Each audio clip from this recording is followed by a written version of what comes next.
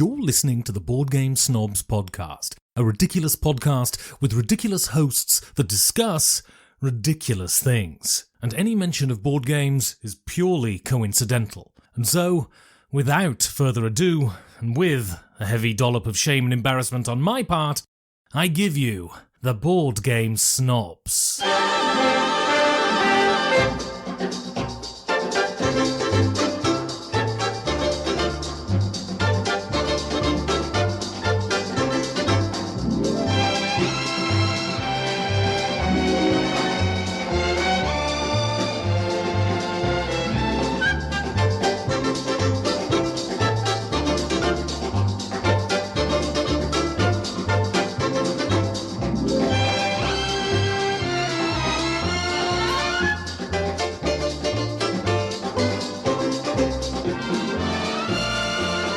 And go. Yes, welcome to the Board Game Snobs podcast. This is Jerry, and Enrique is not here.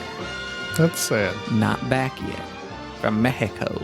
He's been down there a good long while. He's been there. Maybe we need to send a ransom. Proof of life is what we need before we'll send any money. Quit sending us those emails. We're not going to come. He's on the phone right now.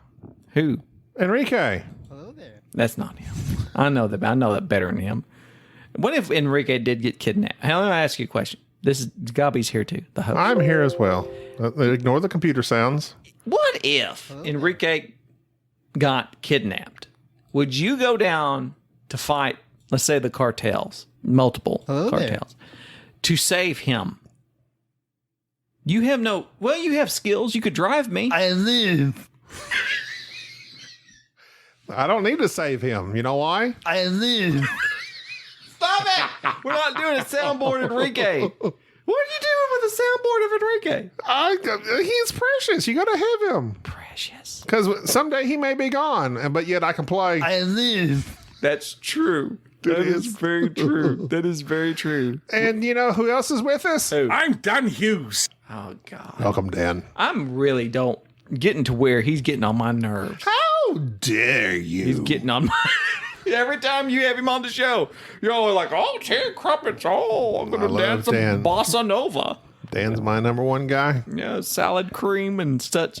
We're going to be back to basics again on this episode. As the previous episode, I believe we got back to basics. We had, the banter section, some other segments. We were segmented. Whew, that was good.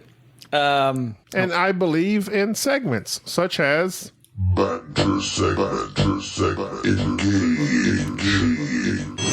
Or else, how do I know where I'm at? Now I know what part of the show I'm in. Are we bantering? And banter, engage. Do you have something to banter about? Oh, okay, sure. Get your phone and your What personality. is what? There's a difference between having something to look at for reference purposes and it being my... Look, I told you we weren't going to fight. I'm not fighting. But you're trying to trigger I me. didn't trigger you at all. I can't trigger something I haven't pulled. Go ahead. My leg. I haven't done with nothing. any jokes. I haven't done anything. I've done nothing. What spider spins the biggest web? The one that lies the most. Natasha Romanoff.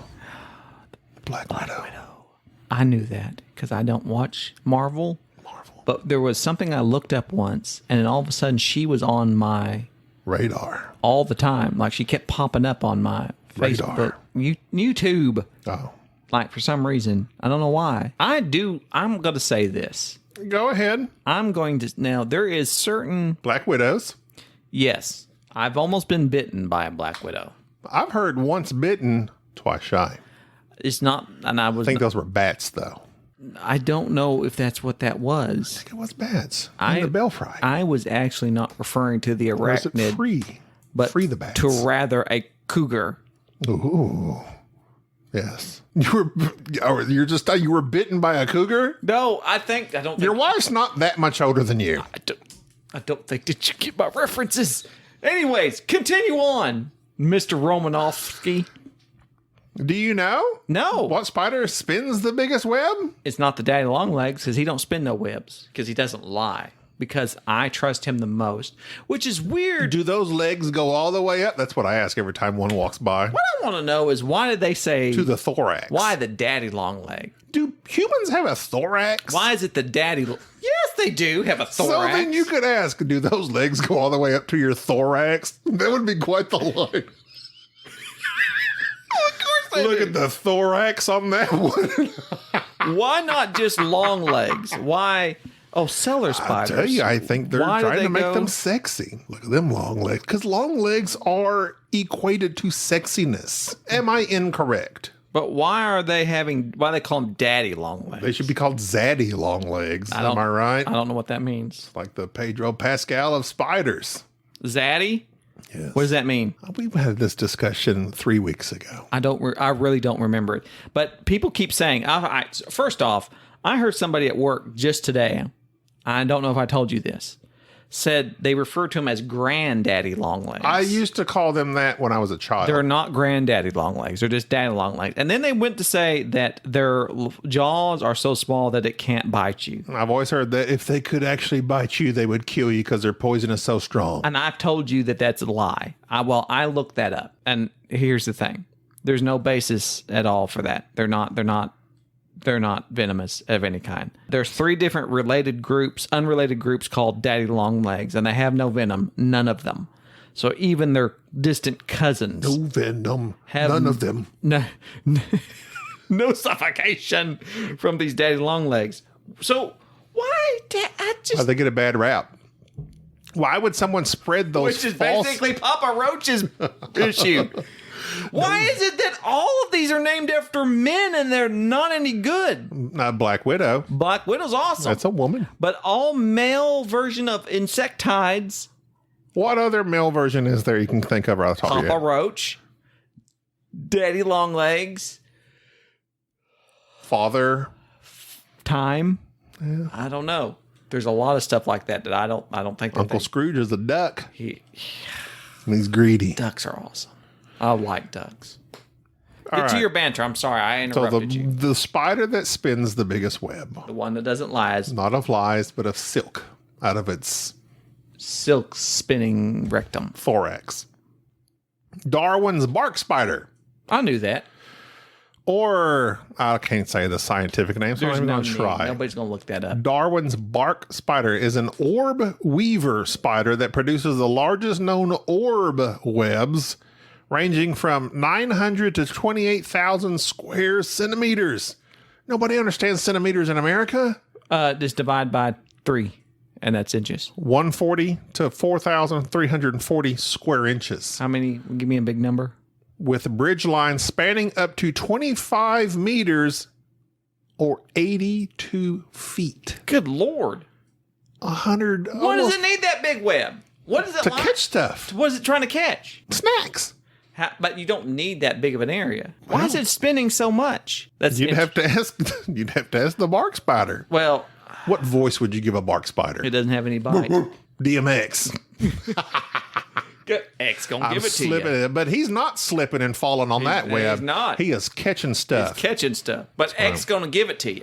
We don't know what He he's... is not going to lose his mind up in that web. We never knew what he was going to give. I want to know. These are solid references, and if you don't get them, I'm sorry. I just remember Shake Your Tail Feathers from the Bad That is- Boys. That is not him. Who's that? That is the guy. That is Nelly with the bandage across his That's true. cheekbone He right went down here below your eye. He did Shake your boom. tail. I think that's Nelly. But they caught Tupac's killer. I saw that. Okay, no, that came out. This about a month after that occurred. That's true, but it's still relevant. They went after him. Are we 100% sure? We don't know. Let's not be spreading allegations. Okay. Allegations, no evidence. Okay? We don't want that because that's something Papa Roach would do. We don't want that. And we don't want that. Okay, so I had asked you that trivia question because I had some more trivia to ask you as I part of know our you banter love- segment because okay. I love trivia. David! Alan. What kind of bird is the mascot for Fruit Loops? That's a toucan. Are you sure? No, but there's different types of, I will say, in air quotes, toucan. I mean, I know he's Because Toucan Sam. Yeah, but he's not necessarily I a don't toucan. think he's a toucan. I think it's a trick he's- question. I think he's actually a type of parrot. Okay, no, they went the easy route. It is Toucan. Oh, I'm sorry. Okay. Well, so did they not think? Who eats Fruit Loops? I'm Not going to say me. this, that all Fruit Loops taste the same. There's no difference in flavor from Just like tricks. Now, tricks, I feel the same way about that. Cereal. Okay, my wife refers to me as the serial killer. I used to think that she thought that she was married to Jeffrey Dahmer. The fact is, we can't buy cereal in my home because I eat it. She has now resorted to having the children hide cereal in my house. In my house. They hide it. My daughter has cereal hidden in her closet so that she doesn't. Because you don't snack on it. Because I don't snack on it. Which is different because I haven't been snacking on it because I'm on the carnivore diet. Either way, I love cereal. I will eat this protein type cereal now that we have that doesn't taste like, your normal store-bought sugary cereal. Have you had grape nuts? I eat grape nuts raw with no milk. See, I'm not a cereal guy. My gums bleed. We've had this That's how discussion. serious I am about cereal. We've had this discussion before. We have. What is your favorite cereal? I don't remember. Cocoa Puffs. But Of here's course, the thing. something generic. I grew up on Round. shredded wheat, bran flakes, Love shredded corn wheat. flakes, Love it. Love it. and non-sweetened Cheerios. And I'm giving the name brand of the actual items I ate. I love it. I'll eat them all. Whatever it was, great value, that's what we Here's the actually thing. had. Yeah, we didn't read. Yeah. It The wasn't bag. It didn't come in until... a box Correct. because we're an anti-box. You can't fit us in a box. Don't put me in a box. Captain Crunch. As Bow Wow said on Tokyo Drift, I tear it up. Captain Crunch would make my gums bleed. I would still eat it. They Isn't did that that. like a sign of gingivitis or something? What's that? Is that what you Like have gum disease? when you're winning? Yeah, Because that's sure. what I have. I've got Winning the gum wars. I've got the gingivitis. Is what Yes. I've got. No, I My like. friend Ginger out there. I got the vitus. I really like. And okay, here's the thing. So growing up with my brother, it was too expensive to buy name brand cereals for People us. grow up with one's brother. I Generally, mean, my brother left when I was 12, so then I proceeded to grow up without a brother. General Mills. I mean, he was there. General Mills. That's a cereal brand. A General Meal is breakfast with cornflakes. Continue your boring story. But then mother decided to buy me Mother. Tricks, Cocoa Puffs, Tricks is good. and honeycomb. Now, honeycombs is some legit because you taste the honey. Honeycomb. I was fixing to say, I said Cocoa Puffs, but I love I eat that honeycomb. I hadn't had honeycombs in a long time. because it's pure It's pure sugar. It's pure Which, sugar. honey, So that was my thing. The reason I which don't is eat... not a... Now, honey... Yeah, it's not just you like talking to me. Like, honey. No, I'm not listening. Honey? No. Great show, by the way. Not really. I Shrunk the Kids. The honey is actually bee vomit. Mooners. So it's not exactly a animal product for which you could eat if one was on the carnivore diet, which I'm not pro meat. I'm just trying to do an exclusionary thing right now Right. to try to figure out what's causing me to have such inflammation. No breathing. Yes. And so perhaps it's vegetables, perhaps it's fruit, perhaps it's something, I don't know. What is this allergy that has me? What allergy, like, what is your reaction? I swell, and that is not swell. Not like, it's okay. No, That's it's swell. it's bad. You're talking about swollen. Swollen. And I've been trying to But you weren't swole, like working out. I've been trying to get swole. I've been working out. I've been doing a lot of that not just stretching.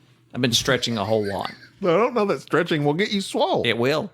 Really? Yes, it does, because it does the same thing. It damages the basically when you work out, you're damaging the muscles and they're Right. repairing themselves. And since you're eating so much protein, they repair themselves. They get bigger upward.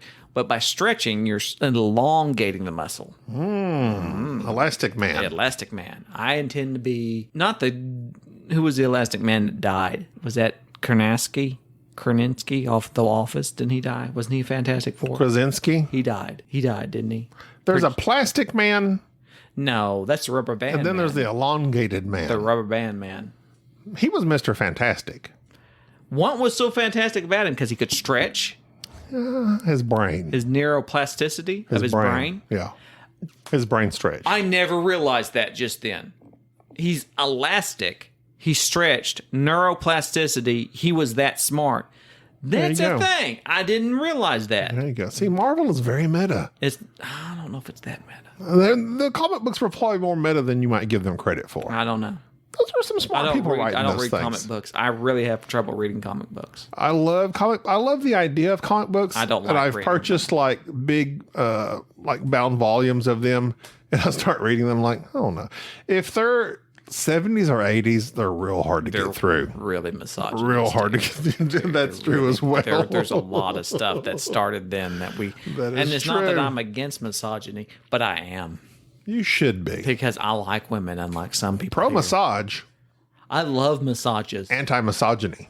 Yes. Do you know how hard that is to be pro massage but anti misogyny? I don't think it's that hard. It's not. I was just making sure. You bigot. Keep going.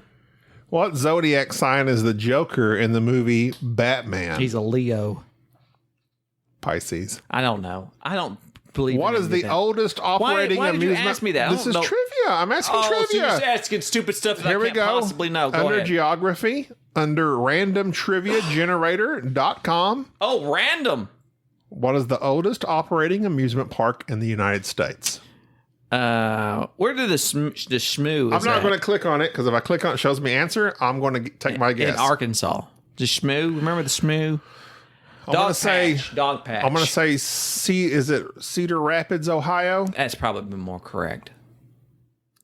Incorrect. Lank Compounce Amusement Park, Connecticut. Connecticut. Yes. There's like 4 people that live there. Next. Where did Ichabod Crane reside? He was the Ichabod. He's the headless horseman. No, Correct. Well, is he's he? not the headless horseman. He's the dude. He's the guy that the headless horseman was chasing. He's from Jersey. I don't know. I'm going to say, Where's Johnny Depp from? Pasadena. I'm going to say I said Jersey. Huddersfield. Sleepy Hollow. Oh, that's a trick question. We were way too into it. We knew how. Oh, What is Ace Ventura's occupation in the movies by the same name? he's a pet detective. Look at you. Okay. Einhart. Speaking of which, what shape is produced by bees when constructing a honeycomb? Hexagon. Are you sure? No, it's a comb. It's a. I said hexagon, but it's actually a thing that I'm not producing right now in my brain. 1, 2, 3, 4. It's a hexagon. 6 is six a hexagon. Hex. Penta is 5. Duh. Because that's Octa what the Satanists is 8. say. I think hexagon might be right. Hexagon. You are I correct, knew sir. I was right. Why'd you connect? Why did you doubt me? I was making you doubt yourself. Okay, so that has been it for the banter segment. Wow, this was lit. You know, some people enjoy trivia. I do. I don't. Because they like to hear people ask the questions, and in their minds they're guessing. And they're like, yeah, I got that right. So is this a cheap way to keep our audience engaged? Maybe it is, David. David! Maybe it is. Get off our You know what? back. So sue me. Sometimes I just can't think of something off the top of my head to keep you thoroughly entertained the entire time. Are you not entertained? Are you not, Maximus? No, they're not. Because David basically said that you shouldn't be doing this, and I don't like it either. David's not the boss of me, though. But I'm 50%. And no one is. I'm 50% of this, and I can't stop you because you want to do this. I won't stop. I don't know. I wish you would because it's kind of odd. I'm stopping right now. Now you proceed with your words. I went to Greyland Greyjoy, Gilded Greyland. That I told you about it previously on a previous podcast, like 2 or 3 podcasts ago. Where Chris. How many words can you get wrong in a paragraph? Wow. You went to the Gilded Greyland, part owned by listener Christopher Preston. Thank you. And his friend Matthew. Or as the British say, Matthew. Why are there TH's F's? I don't know. We watched this show called The Midwife, and generally I think it's like a... Wait a minute. Is there like if a there's top wife and a bottom wife? Why is there just... Oh, pregnancy. Got it. midwifery. Midwifery. Sorry. If there is like a... There's You hate to contractors coming. You hate to classify. I'll classify. Who's your midwife? Like, you know, I don't think the Queen says, Matthew. I don't think she says that. What did she say? Matthew. Why would she say? Actually, she's dead. She's She doesn't say anything. This is her saying Matthew. This is her. Well said, Queen. R.I.P. Bravo. Listen, you made is- fun of that the is real. head. That was the head of their Head of their The everything. monarch, Yes, like the butterfly. and when a butterfly flaps its wings, there might be a hurricane somewhere else. It could be in a future Chaos theory. It's theoretical. We don't know. Chaos. But you should make fun of the queen seriously. I did not. But you didn't. But she is dead. There's no denying that. R.I.P. She is dead. I wonder what the view is of the King Charles. Because people weren't real fans of Prince Charles. They kind of viewed him as like a spoiled brat the entire time. Are there any fans of King Charles? I think, and I would like to borrow a term, stay in your lane. As two folks from Oklahoma and Texas I would discuss like, the I'd like royalty. I will say that if you go back to I will say, oh boy, to be fair, on a previous podcast, I mentioned that Miss Markle had the #1 podcast. It's now defunct. She did. She defunct it. It's gone. Well, because it was just terms about stuff that it was awful. That podcast was awful. And I never listened to it. I did. I don't because listen to I love women. opposing podcasts. I love women. Other than sporadically bored. They don't oppose us. We're not wizards. I don't even know what that is. Is that a podcast? They still have a podcast? 5 games for a doomsday. I don't even listen to that. Sometimes BGB. I don't listen They to it. know who they are because I they're so turn it on freaking huge right now. Mark don't probably even listen to us anymore. Who? Mark, if you still listen, Mr. Green Tank, Oh, that let me tank. know. He's a tank. He don't listen anymore. You know what would be great? If I could go on their podcast, because I think You will not be invited. I wouldn't be invited. Mark would just have to sneak me on. Sure, we've invited Mark several times. I'll be We've invited Kellen several I'll be times. the- We have not invited Neil, and that's just because I don't know why we haven't done that. Is But there a- he's free to come on our show, and we're discussing a podcast that pretends we don't exist. Is there a white tank? I'm the white tank. I'm sure there is. They went through all the colors. I'm the chartreuse tank. No, I'm the... Shark Tank. Yes! That's what I am! Because I come up with all the ideas. I'm the shark tank. And at the very end, you can just say, Fiend, Shark fiend? of the episode, Fiend? because it's shark fin, but also in French, it means the end. Oh, yeah. That was a dual layered joke. Speaking of French makes me think of Canadians. I haven't heard from Bruno. Is he okay? We don't talk about him. But is he okay? See, this is the thing. This is something that happens to me on this podcast. Is I get attached to certain listeners. There's some that we're not attached to at the hip. We have no relations with them. But with Bruno, we did. But with Bruno, we had a relationship with him I haven't heard back from him. because he was at the BGG Spring of 2023. He mega gamed with us. Had a fantastic time. We've gamed with some people. And then it's kind of like, some people will email, they interact a lot, and then no more. I think he had his fill. Frankie of the North, What happened to him? no more, gone. I don't know. Is he all right? I don't know. I need to check on him. I don't know. I hope he's okay. All them guys from Super Bowl Sunday, I don't know. They're gone. I'll be hitting walled himself off. We can talk about I got you. Just through time, and that's the thing with the podcast, is that we progress. People may come and go. But we stay the same. We stay the same. But I miss them. I remember them. I do too. That was a terrible podcast, that Super Bowl Sunday, but I'll listen to it. That was because Christopher, you talking about when we went on their show? No, not their show. I like their podcast a lot. It was really good. When we went on their show, Christian tried to, I don't know, but it was like echoing. Okay, we're really getting off base here. This was Back to Basics Part 2. Yeah. Banter segment. Banter. Followed by trivia We segment. did it. Have we done movies yet? Have you watched any good movies lately?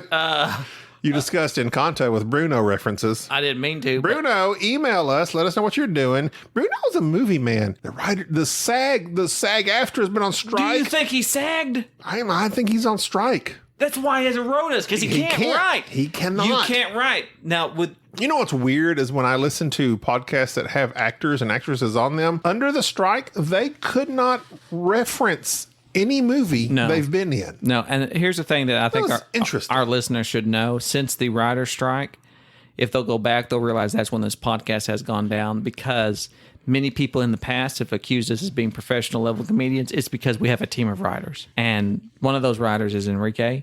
And since then, he's been on strike, and he has not wrote any of the typical banter nor comical sayings that we generally have. So thus, this is why the podcast has seemingly gone down in quality.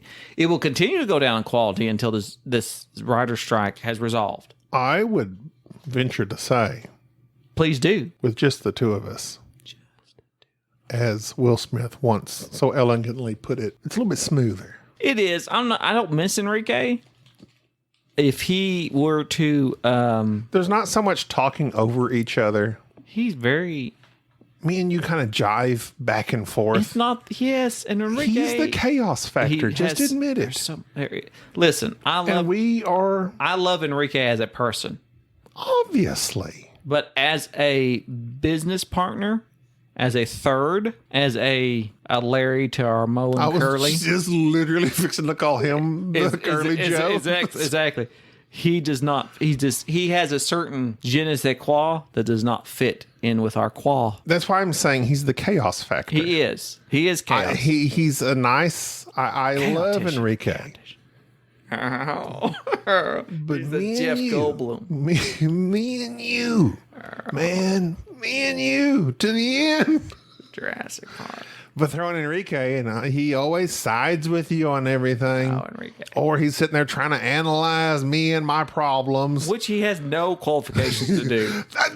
There's several podcasts where we're talking about some serious like mental issues and problems, and he's like trying to I'm like, Enrique. He doesn't even have a driver's license. Enrique, you don't have a driver's license. What's he doing here? You play video games at your mama's the whole time. Did Destiny 2. But see, that's no reason I shouldn't shame him. You for shouldn't that. shame him, and I'm really And I'm upset quite jealous. that you shame him. I wish I just played video games and still with my mom, but she's dead. You bring that up quite often. And thus, I spiraled into a deep depression afterwards. Yes. And Anxiety ensued. started a podcast. Some of the darkest days of my life, but Still- yet here I am. pushing through it. Pushing through it. And I don't see why this is a lit banter section. Push it. Push it real good is what I say. This has been quite funny, and others will deem it as so as well. There's no one does what Board Game Snobs do better. They are almost professional level comedians. I mean, who else? Dan, the man, Cora Quest Hughes I hate that man. of Dice Tower and sporadically They're- board fame.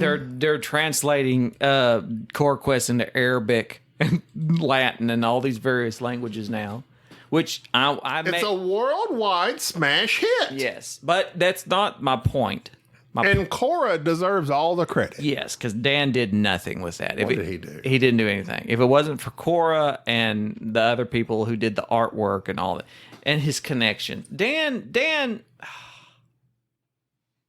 Don't besmirch Dan. He's my guy. I'm not going to smirch him. Don't besmirch him. I'm not going to besmirch him. I'm just saying it's very telling that his success is off the back of child labor is not outlawed in Britain. I don't think. I feel a little bit guilty thinking about how many hours Cora must have worked and Evan must have worked on that game in some dark, dingy room where Dan and his narcissistic self went along with that. And I don't know that I should allow you to say these smirching words I'm not about Dan. smirching. I'm just saying I don't know what the child labor laws are in Huddersfield. Nobody knows. Nobody knows. You can't look it up. They don't have internet over there in Britain. I do have a question for Dan in regards to Call the Midwife. I've got to ask him, and I'm not going to bring it up on this podcast. It'll be on the next podcast when you're gone, and it's just me and Dan having a good old time. I forbade it. There's no more of this guest starring unless I'm on. Dan will be my man. You do it while we're gone to BGG, which me and Enrique will be at BGG November 14th or 15th. I can't remember when it starts. That Wednesday. November 14th is a Tuesday because that's my 25th anniversary. So I don't think it's then. It's the 15th. It starts on Wednesday. Yes, you will not be there. So November 15th, 16th, 17th, 18th, and then closing out the 19th. Yes, and the 18th is Saturday, which will be the mega game, which me and Enrique will be at again. I'm going to be there as well. I don't think you'll be there that Saturday. I'm going to be there. You told me to I show just up. said that me and Enrique will be at the mega game Saturday. You asked me to show up And Friday now night. I'm asking you not to come because we're going to be That's at the all I mega need game. to know. Okay, I'm making sure you know because there's no reason. Because I was going to join the big game because remember I fell in love with it. But you have a ticket. You get a ticket and show up. We can do it. You don't. Oh, that's right. I don't have a ticket. Get a ticket. Use that Patreon money. Serious question. Why don't these cons do a day pass? Because they're a con. Con! Yeah, it's a con. It irritates me. Like, I don't have the money to Because show up for they 3 days at know- $150. They know that you're not going to come to a con. People who are going to come to a con are going to come all week.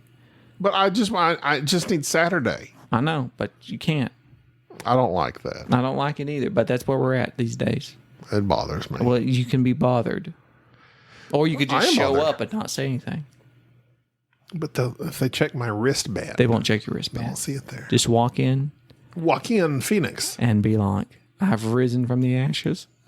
But just do it. Nobody will know. No, I don't know. Unless you get banned, a permanent ban for life, which that would just elevate this would be bad. podcast to amazing heights. You know who would come into a place like that without paying for it? A scoundrel. Which reminds me of the game we played here recently, 3,000 Scoundrels, which I purchased at the Greyland, Greyjoy, where you The from? Gilded Greyland, spelled G, not ILDED. Like the British, they put a U in There's a it. U. The GUILDED, Greyland. Shawnee, Oklahoma. Shawnee, Oklahoma. Visit it. It's a nice place. And Matthew, while discussing with him, I wanted to buy the #1 selling game in their shop, which I did. And I will tell you about that later. Okay. Because I've played it and it's wonderful. It's called Mountain Goats. I'm spoiling it. It's a family level game that is basically can't stop for families. It's great. Mountain Goats. Can't remember the publisher off the top of my head. And I also purchased a game for which Matthew said is one of his favorites, which is a game that I've been desperately wanting to play by designer Corey Konieczka, 3,000 Scoundrels, which is a game which has obviously had its theme tacked on after the mechanics, I believe, because the theme is some time traveler has come back to the Old West, accidentally lost a bunch of valuable items from the future, and now a bunch of scoundrels or cowboys, outlaws, are trying to break into various areas and steal those items before the federal government shows up and takes them. In 3,000 Scoundrels refers to the 3,000 different variations of the cards, which has those. What did I say the name of that game was? It has the cards where you build the cards. I believe it was Mystic Veil is Yes. the one you guessed. Where you slide the card into and over a clear cover and it changes the card. So in 3,000 Scoundrels, basically on your turn, all you're doing is activating by placing down a card into a row and claiming that this card, which are all happen to be playing cards, and like ace, 2, diamonds, so forth, represent whatever card you want it to be, and then activating the various powers that you have there, and then perhaps buying one of these scoundrels that gives you even more powers. What I like about this game is, one, there's 3,000 different variations you're probably never going to come across, and each the same thing again. That's neat. I think that was a gimmick at first. It kind of is the feels gimmick gimmicky. because, you might put this person with this ability and it changes it up slightly. Okay. Okay, you can give it to them. I do like the fact that you're not going to be able to play this game the same way. And it's just so in terms of replayability, yes, that's very interesting. There are certain facets about this game that I thought were very interesting because deep down, this is kind of a bluffing game, but it's a different type of bluffing. And so one of the reasons I was very interested in this game is because Corey Konieczka has designed some of the best games or been a part of the development of some of the best games ever, especially when you work with Fantasy Flight, from Star Wars Rebellion to Twilight Imperium, all these various games that he's had a hand in, and some of my favorites. I believe he even helped with Game of Thrones. So during this game, when you're laying cards down, you can simply decide that the player who is now claiming, when you play your card face down onto a row and saying, oh, this is the 2 of diamonds, to activate this row. That doesn't mean it has to be a 2 of diamonds. You can just lie about it. So the other players can then call you out. And in your hand of cards, you only have 7 cards. And everybody kind of knows what you played the previous round. So if you're a type of person that plays the game, kind of like counting cards like I do, you kind of know what the other player has played already. So you can kind of suss out, are they lying? And thus you can put one of your little scoundrel tokens over there immediately and call them out on it. Kind of like coup, sort of. Okay, yes, coup, but the game it more reminded me of, for some reason, is the basic card game Baloney. I've never played Or Baloney. BS. I've never as some played people might Baloney. say. I've never played Baloney. Really? Never heard. It's a basic card game. Was he? It's really fun. You say basic. I mean, a 52 card deck. When you say basic. I mean that it's just a 52 card deck. Okay, so how do you play it? You have a group of people, however many there are, 1 through, say, 4. Let's just say 4 for basic sake. Just keep going. You start off saying, I'm playing this many 2s. I'm playing this many 3s. I'm playing this many 4s. And you have to play that amount of cards as you go in a circle. You can't skip. So when it gets back to you, you may not have any 2, 3, 4, 5. You may not have any 6s. So you're going to just lay down 2 cards of whatever value and say, these are 2 6s. And if no one calls you on it, you're good to go. But if someone says baloney, Wait. if you say that, the game is to get rid of all your cards first. Gotcha. It's the Sheriff of Nottingham. Well, Sheriff of Nottingham's smuggling. But in Baloney, I guess what you're saying is that, but there's no evidence. Your information's hidden, though. Right. This game does not have any of the penalties that game has. It's just the lying factor reminded me of, I'm playing this 2 of hearts, when in fact it may or may not be the 2 of hearts. So the 2 things that come to mind on this 3,000 Scoundrels is, one, I didn't quite understand the bluffing mechanism of it, but until we really got deep into the game, which this game plays really fast. I don't know if you realize this. I taught you this game, and we played it, a long game. It's a very nice, simple game. In an hour and a half. As far as learning and playing. Yes, hour and a half. The various cards, the rules are there. I would say you taught me this game in like 5 minutes or less. It's quick. It's very smooth in that regard. The rules are simple, and guess what it has? Player aid. A player aid. And it's very intuitive. That gives you step by step what you have to do. Every game should have a player aid. Well, this game has a player aid. Are you yawning? I did yawn because... Are you tired or bored with your own discussion? I'm bored by your... It's me. So it's coming at me? Yes, I am. It's coming at me. Okay. So if I shut up, will you suddenly not be bored? No. You'll be enthralled with your own commentary. Not what I'm saying. I'm saying is that if Enrique was here, Enrique would be inciting me to point out that sometimes you prattle on about player aids, but he's not here. So everyone needs to know because they're not doing it still. I know. I understand. Your crusade's about player aids. Play your aid. That's all you do is sit over there at Board Game Design Shop. Play your aid. Call me. I don't think that came out. I don't think that came out just right. I'll probably cut that. Don't cut that because that's amazing. That is amazing. And you should. You should be about aiding others, but not in that sense. So at 3,000 Scoundrels. Farm aid. Yes. Farm aid. YouTube? Don't like them as much. They're very pompous. YouTube? No, not YouTube. You talking about Bono? Bono. Why do you think he's pompous? Just because he wears his big glasses and That thinks he's saving the sounds world like and Bono. hunger and everything Did you else? hear that joke that he had when he was on stage? Oh, it wasn't a joke, but it was that story that got told about Bono being on stage. I don't know if it's true, but it's like he had one of his concerts and he quieted the crowd down. He was clapping his hands. And he kept just standing there making the crowd be very quiet. He'd clap his hands. To finally, he said, every time I clap my hands, a child in Africa dies. And then like letting him know that in Africa there's always somebody dying. And some guy in the crowd yells, "Well, stop clapping your hands."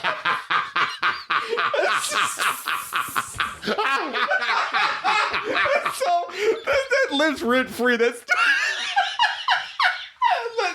I don't know if that story's true, but I like to think that it is.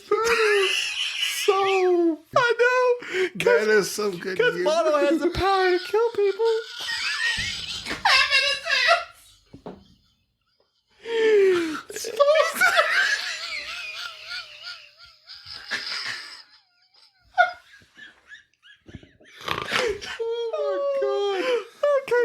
That is. Anyways, 3,000 Scoundrels is a great, great. Matthew, we used to.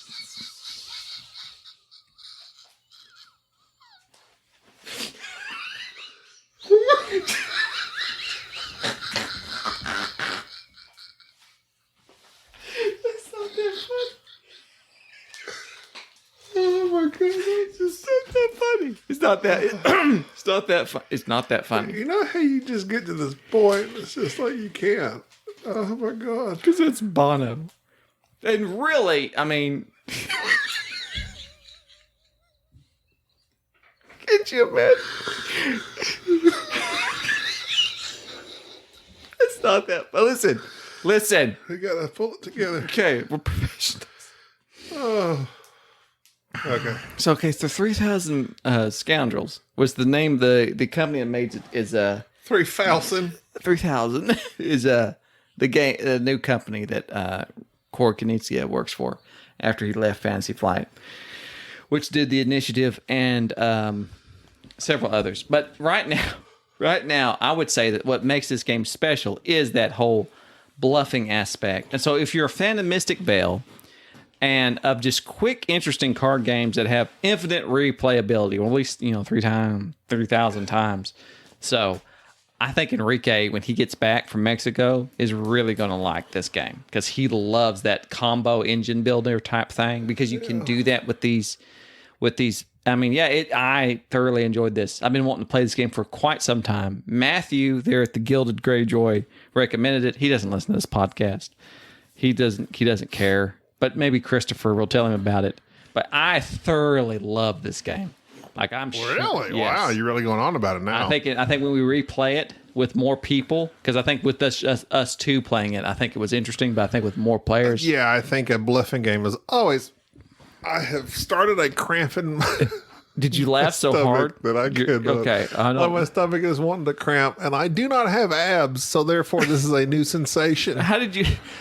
Oh my god. Elevation. That's a YouTube song. A new sensation. Okay. What are you cramping in your abdomen? There's a muscle there somewhere Adipose beneath the tissue? fat. Yes. It's way down deep. Your psoas. Maybe it's just your fascia. Okay. Are you okay? I need to stretch it out. Okay, stretch that out. Do we need to stop? I know. I just have to sit like this.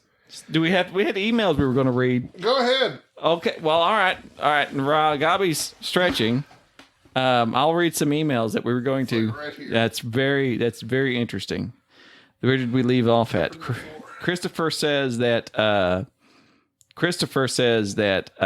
Wow. He says Rush Hour 2 was better. Okay.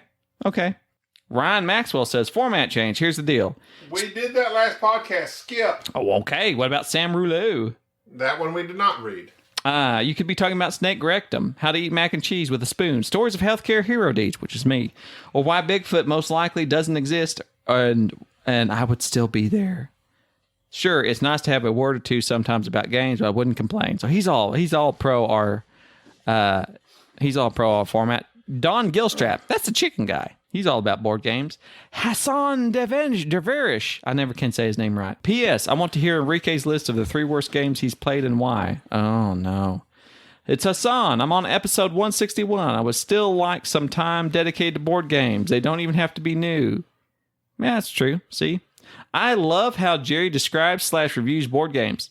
Measured, balanced, intellectual, and all infused with zeal and passion. There's a point for you. Is that how we're measuring things? Hassan. Is he your new favorite listener? I never knew you. I never knew ye. I never knew you cared so much. This is my new slogan. Measured, balanced, intellectual. I'm not going to read the rest because it was directed towards you. Let's see. Anthony Salavago. Just want to say that I love the podcast and could care less whether you dive deep into board games. Yeah, there is. There's too many. Your podcast is fresh, funny, and endearing because you all have a unique chemistry. I truly get a dopamine shot when I see a new episode of my feed. I would listen to you guys talk about paint choices for your kitchen. We went with eggshell wine. Gray. No, gray's out. I didn't know Is that. it out? Gray's out. It used to be gray I and thought white. it was so gray. No, it went out. It's out. No There's more joy in the gray. no 50 Shades of it either. It's out. It's really more. What is it now? Earth tones? Sort of. But like we went with white because it's timeless. Classic. Aside from that, I might be biased because I've become disenchanted with the hobby. Oh no, Anthony! no, I'm calling Anthony. Tony. While I still enjoy playing games, I tend not to keep up with what's new and happening. Oh yeah, well that's just the content, Anthony. I'm disenchanted. I mean, I don't even know enchanted with my. Amy Adams? I love that show. Yeah, I'm disenchanted with it. I don't keep up with the happenings. I just like to play the games. I don't have time. Larissa Copeland. Copeland. That makes me laugh every time because people think that's where you go to cope. Copeland. I know I usually make it to BGG Con in Dallas, but I was wondering if you have plans to come to Token Con? Is that like a marijuana thing? I don't know. In Oklahoma City, March 15th through the 17th. They're estimating 700 people this year. Ricky could get his Freddy's fix. Freddy's the creamery place. I was about to say, I don't know what Freddie's, I don't know what she's talking about right now. Freddy's Creamery. Well, if you listen to the podcast, I took Enrique to Freddy's. It's a old fashioned kind of like Steak and Shake. Oh. P.S. I adore the podcast. They're million podcasts that cover board games. My husband and I listen for y'all's person. See, people love us. Larissa loves us. We're adorable. We need to go to Token Con. We should. When is it? March. I just said it. 15th. Okay. Wait, when? March. Okay. I'll put that in my journal. Make a note. Either way, I think that we have done a fantastic job discussing this board game, 3,000 Scoundrels, I didn't really discuss it. You did most of the talking. which is how I prefer it, really. Here's what I liked about the game. Oh, you going to do that? I'm going to do what I liked about it. I like that I can call you out on your... whenever you play your card face down and say, this is a 2. You're baloney. I put my little token on saying, I don't believe that one. And you say, this is a 3. I don't believe that one. So pretty much anytime Jerry laid down a card, I wanted to put a token down. Token Con. The problem is deciphering. When is he lying? I don't know. I just put it down when I thought a card would really be beneficial to Jerry. And I'm picking up what you're putting down because I think one of the things about this game that I enjoyed was the scoring aspect of it. So you're trying to figure out, because you're stealing safes. The idea of the game is that you're using your Scoundrels to steal safes. We played the long game, which is 3 days, and you could only basically, at the end of the game, have 3 safes. You know how high the safes can go. There's safes removed from the game, so it might be the high safe is missing. But one of the moves that you can make is get to peek at one of these safes, and then you have to place a token declaring a number so that the other players can figure out whether or not the value of that safe. So between, like, say, 2 and 7. So I look at a safe, I then have a token that I must put out there. I could be lying, or I could be telling the truth. I can say that this safe, which I looked and saw was a 7, I can put a 2 out there and say, oh, this safe is a 2. There's a lot of bluffing that way because now you have to wait till it gets back to your turn for you to try to steal that safe. So a lot of players, the little rule that it has is that if the token on that safe is correct, that safe goes up in value. If it's incorrect, then it just stays whatever value it was. That's a neat little scoring mechanism that you're basically kind of like deal or no deal type thing I said when we were teaching it, that you have to open these different briefcases. Well, you're trying to open these certain safes and get those 3 best high-ranking safes to your player board without letting the other players know, hey, this is suspicious. There's just... It's got its nuance. There's just... You really... It's a game of nuance. In the cards you play, I might be bluffing, I may not. In the safes you check out, I might be bluffing, I might not. That's basically should be the name of this game. I might be bluffing. I might be bluffing. The theme, completely non-existent. It's going to be anything. This is obviously a game that was pieced together mechanics first, and then they went and said, okay, what can we do? I like the art. I love the art. Art's very nice. It's very nice. Art Linkletter. It is not Great Western Trail as far as theme. You don't feel like I'm walking into the saloon and finding these technologies and these safes. You feel none of that. There's androids. It almost feels like... And holograms. What's the kids' game where you lay down all the cards and then you have to match these things together? It's a matchup. Like, I need to, but there's a 2 off here in the right-hand corner, 3 rows up. Now there's a 2 down here, 5 rows down I to the have no right. idea what this game is. It's just called like matching or something. That's kind of what this game is, because like, no, it is not. Ignore everything I just said. The only thing is that you have these face down cards. So I may have put this token on there and said it's a 2. Did I say it's a 2 because it is a 2? Or did I say it's a 2 because it's a 6 and I don't want you to get that high ranking safe? So you're trying to throw it's a game of throwing off the opponents. Correct. But all the information out there is, I almost said deductible. That's not right. Deducible? It is deducible because you have... When I say deducible, I think there's 2s. Right. You have a set amount of cards that everyone has. Yes, 7. 0 to 6 plus an ace. 0, 2, 3, 4, 5, 6, and an ace. Yes. Everyone has the same amount of cards. So if you pay attention to what everyone plays, which is hard. It's not hard. I do it. It can be. It can be. It can be. But it's deducible. It is deducible. So you can keep track of, oh, he played that last time. What are the odds? But each next round, they're able to draw up a card from randomly from the set they just played. Correct. So it kind of randomizes the cards played. You have to know when to hold them. You do have to know when to hold them, and then when to play them, and then when to lie about where you're placing them. The player board is nice. I like the fact that it's not just straight bluffing. There's a aspect of the game where you're purchasing the Scoundrels, and you can purchase these effects that chain off of each other. Get some combos going that give you the money. Enrique will love this game when he gets back from Mexico. Or you can just get safes, which safes are points in the game. There's it's what gets me. This game has 2 factors to it. It's a bluffing game, and it's a combo game with the Scoundrels. You want to combo these cards off of each other. To me, that's the whole thing, is comboing these cards and playing them you have to play them in a certain way on your board where in fact they do combo. Because you didn't combo. I failed to pay attention to where I was placing them on the board, and I blew it on getting them to combo. I comboed. So there's 3 or 4 big factors to this game. Combo number 5. That's a good one. Had Marisa, and she was up and left, and then Larissa, a little bit of Angeline. Monica was by my side, because she was I was buying. So I noticed. game, did you notice that all my cards I bought were women? So you bought none. The fact that I had a horse. Women. I love women.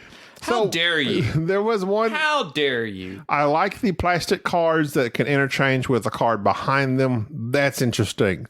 The player board, we have these cards that can combo off each other. Why the long face? Depending on where you place them. That's interesting. The card game down below, ace 0, 2, 3, 4, 5, 6. You can lie about them, and where you place them triggers an effect. That's interesting. The safes on the board, you can lie about them. That's interesting. This game, I'm trying to think of a negative about this game. Okay, so here's one thing I'll say about the negative, and I have to dig deep for a negative in this game. Well, 2 things. One, the theme is kind of the theme was there for the artwork, and 2, this game doesn't do any one thing amazingly. It does everything very lightly, which is why it was so easy to teach. And the strategy is not apparent. So there's a watch it played video, which Rodney does a great job. And then the other 2 people on Watch It Played that I never really get to remember their name, they actually play a game of it. It's very interesting to watch. So if you're looking for something more in depth, go ahead and watch that. But even when I watched the Watch It Played video, I could not figure out exactly what the hook of the game was. I had to actually play it. And as soon as we started playing it, I realized, oh, okay, so that's why. Okay, so this makes sense now with your 7 cards that you're trying to play, why it's so important to be able to call people's bluffing, and how that would be magnified in a 3 or 4 player game, and why it's so interesting about the various Scoundrels that are coming out, why you want to be able to buy a Scoundrel and play them a certain way and really build your engine, so to speak. Very interesting. There's nothing that this game does incredibly well, but everything that it does is innovative. Like I think that's what got me about this game. There's nothing that I can compare it to, that I can think of in terms of actual gameplay. That's what I was going to say is, like many games before it, most games nowadays It's just a pick a mechanism, throw it in, pick a mechanism, throw it in, pick a mechanism, throw it in, swirl them up. That's my new game. Right. This scene, and Corey Konieczka does a great job at taking something. I don't know if it's him. It has to be, because we've seen this quality in so many different games of his from Fantasy Flight, which makes me want to play the Initiative now, which is another one of his games that was released after Fantasy Flight, because he will take a game and he can distill down exactly what he wants from it and then turn it into something that's interesting. I like Star Wars Rebellion is another one that comes to mind because he worked on that game as well. That could be a very simple, straightforward, do this, do that, hidden movement game.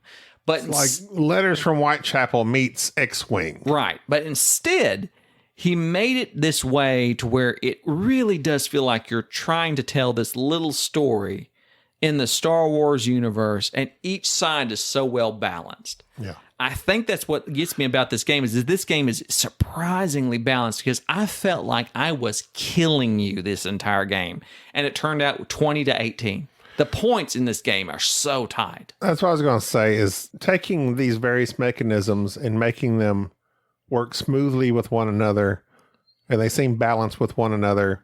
That's the key to most modern games today, because all games today, there are some people, Reiner Knizia might be he's the one guy that can figure out a new freaking way to make a bidding game or an auction game that I just cannot comprehend how he keeps making these, but yet he does, and it blows my mind every time. But most games today, it's very rare you get a mechanism that's ingenious or new. So, and this is what I will say, and to make the comparison, because I know you like movies, I think that Corey Konieczka is like a young Reiner Knizia. Not because their names rhymed, which I just realized till now.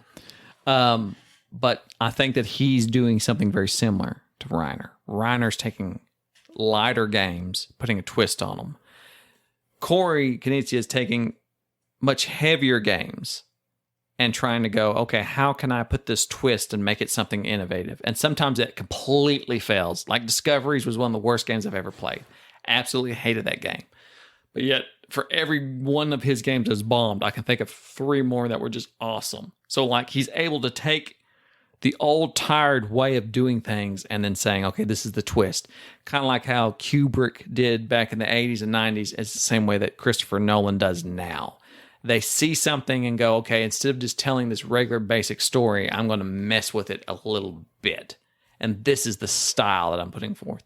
I think Corey's, again, he's always been in my top 5 of designers, which, spoiler alert, we need to do a podcast on our top 5. I'm sure we'll do that someday. Anyway, someday, 3,000 Scoundrels. I really liked it, but I'm going to hold off until Enrique plays it. Because One thumb from Jerry, one thumb from me. That's 2 thumbs up. But we're missing 2 other thumbs. We need another thumb. I wish he'd quit sitting on them. Enrique's still down in Mexico enjoying the sun, which he's not the sun. He doesn't. He's at the Golden Parnassus. I think that's the name of the place. I don't know what a Parnassus is. Parn? Like Parmesan? Wouldn't that be interesting if he was at some sort of cheese resort? That would just be him. That would be typical. Parnassus. Parmesan is actually on the carnivore diet. I'm able to eat that. I love Parmesan. Chicky, parm. You can't have because that's got fried chicken in it. Fried goods. I'm trying to avoid them. Avoid them. All right. Until next time. Send us an email, boardgamesnobs@gmail.com. And if you're going to be at BGG or you want us to play something at BGG, send us an email. I'll be there. Or don't. Or no, do. I should live stream Not at do, BGG. but just, I was emphasizing I might do something interesting at BGG. We might live stream. You will never do that because you're too busy doing other stuff. You're very enraptured at BGG. You're like a whole different person there. I am. You are. People know me from there. So people think that I'm hateful. I'm going to try to attempt to show up Friday evening and Saturday. Although I don't know if it's worth it if you're just going to be in the mega Den of game. Wolves the whole time. And we will. We'll be at the Den of Wolves the whole time. But you're the one that asked me to come up Friday night. I didn't know that it was going to be my Den of Wolves. And Enrique loves Den of Wolves. And you know what? I really like it. But now that I understand Den of Wolves, I thought about joining again. Why don't you just show up at the Den of Wolves? I just thought, and don't buy a ticket. But then I got to pay. Be a bad boy. Don't buy a ticket. Be a bad boy. Bad boys. Bad boys. What you gonna do? What we're going to do is in this podcast. DMX would say, X gonna give it to you. Well, didn't he do the soundtrack to Bad Boys? I'm pretty sure he did. The soundtrack to it. Maybe he had contributed a song. I'm sure he contributed a song because that was in the early 90s, early to mid. No, that was the mid 90s to late 90s, early 2000s. I just remember that soundtrack. They came out with a Bad Boys 3. Bad Boys 2 soundtrack, released July 15, 2003. It peaked at number 1 on the Billboard 200. It was lit. It was, as some say, lit. P. Diddy also was an executive producer, and it included the Didn't the same people that sang Insane in the Membrane sing Bad Boys? Insane in the Membrane? I don't know. Let's look at the track list, shall we? The intro, let's see. Show Me Your Soul, performed by P. Diddy, Lenny Kravitz, Cypress Hill sang Insane and in the Membrane. Pharrell Williams. Good Night. Not Suge Knight. La La La, performed by Jay-Z. Shake Ya Tail Feathers by Nelly. I was way off. Bad Boys is sang by Inner Circle. P. Diddy. Yeah, that was like a deep track. And Murphy Lee. That was who I remember. Murphy Lee. Girl, I'm Your Bad Boy by Fat Joe and P. Diddy featuring Dre. Well, Fat Joe doesn't make music anymore. he's dead, isn't he? No, that's Big Pun. Keep Giving Me Your Love was performed by Beyonce. Notorious B.I.G. and 50 Cent Wow. had a track that I will not pronounce because it would be inappropriate. Snoop Dogg Got choked up on and that Justin Timberlake. Who is Loon? Mary J. Blige. Who are all these people that are like I'm these? telling you, The there's a smash hit soundtrack right there. Jerry Bruckheimer. I know him. He's the producer. He's in the Guild of Jerry's. There aren't that many good Jerrys. There really isn't. I'm not sure Bruckheimer's one of them. No. What? Gone in 60 Seconds. Really? Oh my. You like Gone in 60 Seconds? I love Gone in 60 Of course you do. Do you? The person who likes Fast and the Furious and you're hating on Gone in 60 Seconds? I cannot believe you would say something like that. Oh my. Okay. It deserves a rewatch. I'll have to rewatch it. It hurt me for a second that you're like Gone in 60 seconds. All I remember Let is me the name cheesiness. some things for. I can just see Nicolas Cage going, I need you to stop for Let's a second. go. Let me just name some things for you. I'm going to say some things. say words. Pirates of the Caribbean, National Treasure, Top Gun Maverick, National Treasures 3, Bad Boys, the original Top Gun. These are all associated with Jerry Bruckheimer. All right. The Rock, The Lone Ranger, Okay. Beverly Hills Cop, Okay. Armageddon, You've sold me. You know Con what? Air, I was wrong. Poor Yeah. Harvard. Wait. Basically, everything Michael Bay has done, Jerry Days of Thunder, Bruckheimer has produced. Crimson I know that. Tide, Black Hawk Crimson Down, Tide. That's a good one. Oh, wow. Deja Vu. That was like one of my favorite. He's a good producer. 12 Strong, Enemy of the State, Not so good. Coyote. Enemy of the Enemy of the State? State was. No. Yes. No. Yes. Don't you dare. Don't you dare. Coyote Ugly. I've never seen that. Remember the Titans. Although I know it does star Piper Peralbo. Remember the Titans. I love Piper. King Arthur. Flashdance. Kangaroo Jack. Okay, wait. Okay. I recant my words about Jerry Bruckheimer. I love, and I have no explanation as to why I love middle-aged, dark age movies. I love King Arthur. It has, what's her face in it? The girl from Yes. Pride and Prejudice. Yes. Keira Knightley. Keira Knightley. Who was in Phantom Clive Menace? Owen. She was Phantom Menace. And Mr. Fantastic. Rouge. I love that show. And the bad guys. Yes. Yes. King Arthur is a terrible, It's terrible movie. It's terrible. But I can watch that every time it comes on TV. Awful. It's got Mags Mendelsohn. Yes. Yes. My God. I'm going to Such go watch a it right terrible now. Show. Shut this off. I got to go watch it. All right. That's going to do it for this episode. I think about Romans all the time. All the time I'm thinking about Rome. You should get. Every day I think about Rome. That's just how I am. And that's what King Arthur's based on, is the Romans. Did you not know that? I know what King Arthur is based on. He's a Roman, and that's when they went and started Britain. Yes, which Yes. is where Huddleston's at, or Huddersfield. that's what I meant. Tim Huddleston. That's where Tim Huddersfield Dan is from. lives. It's with Huddleston. Dan the man. He lives with Loki. All right. Well, He's that's going to do basically it for the evil this Jerry. more focused episode This of is the a Board Game great Snobs. episode. We were- 3,000 Scoundrels. I think we were fantastic. I am every day. We And miss you know, Ricky. you Come know on. who else thinks we were? There's no one does what Board Game Snobs do better. They are almost professional level comedians. You said it, Dan. No one can say it better. Bye-bye. Bye-bye. Thank you for tolerating this episode of the Board Game Snobs. Stay classy.